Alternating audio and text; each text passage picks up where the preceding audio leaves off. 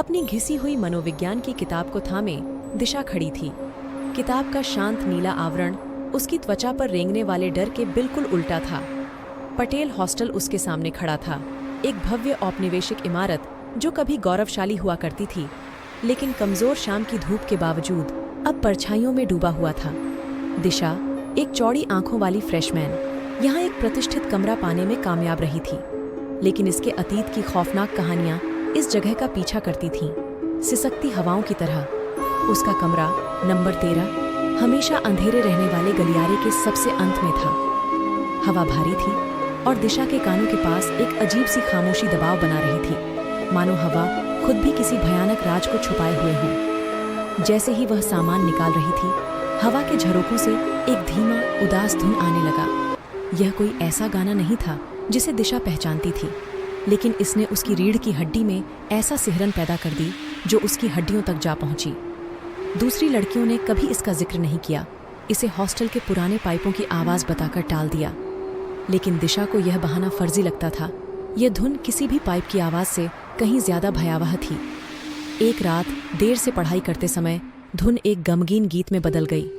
दिशा को पतले पर्दे के माध्यम से एक धुंधला पारदर्शी फिगर दिखाई दिया। एक सफेद पोशाक में एक युवती, उसके लंबे बाल उसकी पीठ के नीचे बह रहे थे। दिशा के गले में दहशत छा गई। आकृति ने अपना चेहरा कांच के खिलाफ दबाया।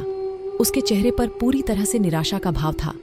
उसकी आंखों में एक अथाह उदासी झलक रही थी, जो शब्दों से कहीं ज्यादा बयां करती थी। नींद अब दूर का सपना बनकर रह गई थी। ये गाना हर रात जारी रहा, साथ में किसी की नजर होने का खौफनाक एहसास भी होता था। दिशा सहमी हुई सी रहती थी। उसे लगता था कोई उसे अंधेरे में देख रहा है। उसने अपने दोस्तों में भरोसा किया, लेकिन उन्होंने सिर्फ घबराई हुई नजरों का आदान प्रदान किया और जल्दी से बात को टाल दिया। आखिरकार हताशा से ग्रस्त होकर दिशा ने सख्त वार्डन सुश्री वर्मा से मदद मांगी। सुश्री वर्मा ने धैर्यपूर्वक सुना, फिर आह भरी, आह, तुमने अंजलि को देखा है? बेचारी लड़की। दिशा का खून ठंडा हो गया। अंजलि? अंजलि कौन थी? वह यहाँ की छात्रा थी, सालों पहले। सुश्री वर्मा ने निचली आवाज में कहा, कमरा नंबर 13 में आत्महत्या कर ली, ऐसा कहते हैं। वार्डन की आवाज और भी कम हो गई।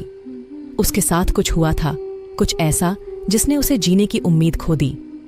उसकी आंखों में कुछ काला सा उभर आया, एक ऐसा राज जिसे वह दफनाना चाहती थी।